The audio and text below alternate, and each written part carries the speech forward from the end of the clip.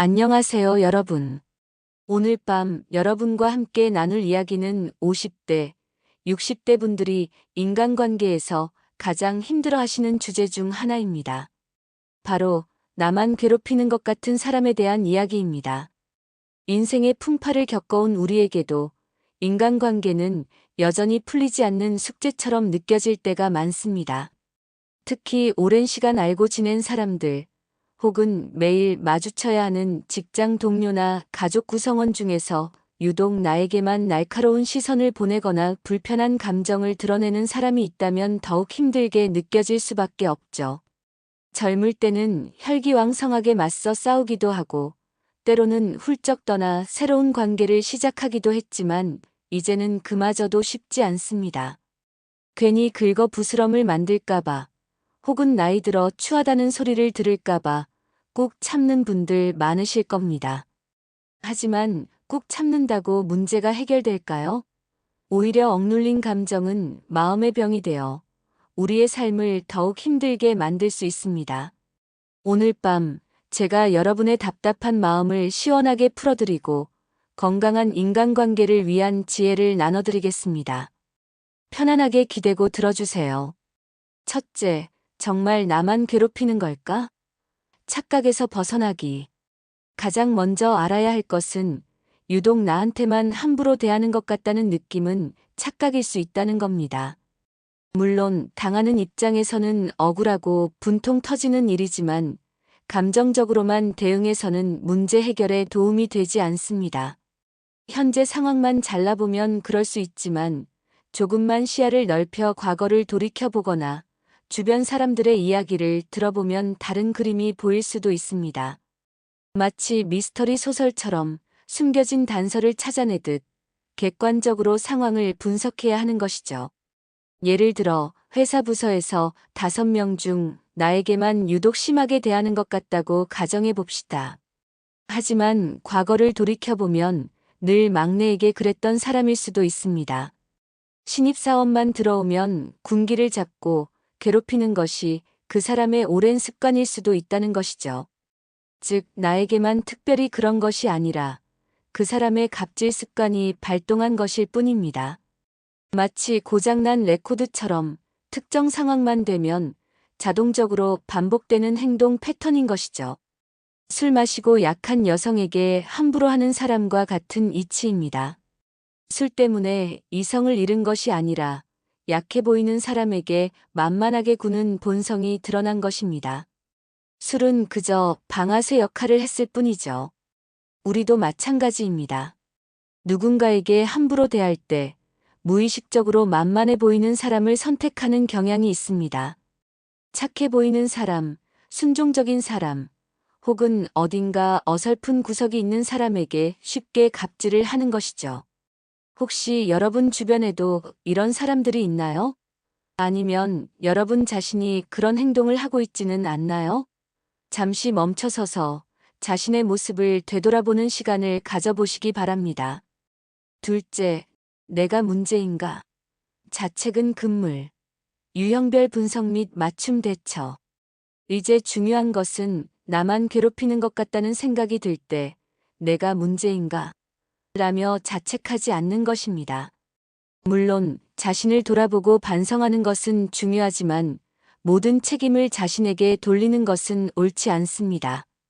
오히려 객관적으로 상황을 분석하고 문제의 원인을 파악한 후 유형에 따라 현명하게 대처하는 것이 중요합니다. 마치 의사가 환자의 증상을 진단하고 그에 맞는 처방을 내리듯 우리도 갑질 유형을 분석하고 맞춤형 솔루션을 찾아야 하는 것이죠. 크게 3가지 유형으로 나누어 설명드리겠습니다. 하나, 위치 때문에 괴롭히는 유형. 가장 흔한 유형입니다. 내가 만만한 막내라서 혹은 어린 후배라서 괴롭히는 경우입니다. 나이가 어리다는 이유로, 경험이 부족하다는 이유로 쉽게 무시하고 함부로 대하는 것이죠. 이런 유형은 권위적인 조직 문화나 수직적인 인간관계에서 흔히 나타납니다. 상사나 선배가 자신의 권력을 과시하고 아랫사람을 통제하려는 심리에서 비롯되는 경우가 많습니다. 이런 상황에 처했을 때 어떻게 해야 할까요? 크게 두 가지 선택지가 있습니다. 장기전으로 죽을 만큼 힘들지 않다면 참으면서 기다리는 것입니다. 마치 겨울잠을 자는 곰처럼 힘든 시기를 견디며 언젠가 막내 딱지를 떼고 상황이 역전될 날을 기다리는 것이죠. 시간이 약이라는 말처럼 시간이 지나면 자연스럽게 해결될 수도 있습니다. 단기전으로 도저히 못 참겠다면 1년만 채우고 이직을 준비하는 것입니다. 마치 배를 버리고 새로운 항로를 찾아 떠나는 선장처럼 과감하게 현실에서 탈출하는 것이죠. 탈출만이 살 길이라는 생각으로 새로운 기회를 찾아 나서는 것입니다. 둘, 결함 때문에 괴롭히는 유형. 나의 어떤 측면이 그 사람의 심기를 건드리는 경우입니다. 외모, 성격, 말투, 행동 방식 등 특정한 이유 없이 그냥 싫어하는 것이죠. 마치 앙숙처럼 서로에게 묘한 반감을 느끼는 것입니다. 이런 유형은 개인적인 취향이나 가치관 차이에서 비롯되는 경우가 많습니다. 융통성 없고 남의 입장을 이해 못하는 사람은 튀는 행동을 용납하지 못하고 개성 강한 스타일은 보수적인 사람에게 거부감을 줄 수 있습니다. 이런 상황에 처했을 때는 어떻게 해야 할까요? 두 가지 방법이 있습니다. 그 사람이 싫어하는 행동은 자제하고 최대한 맞춰주는 것입니다. 마치 카멜레온처럼 상황에 따라 자신의 모습을 바꾸는 것이죠.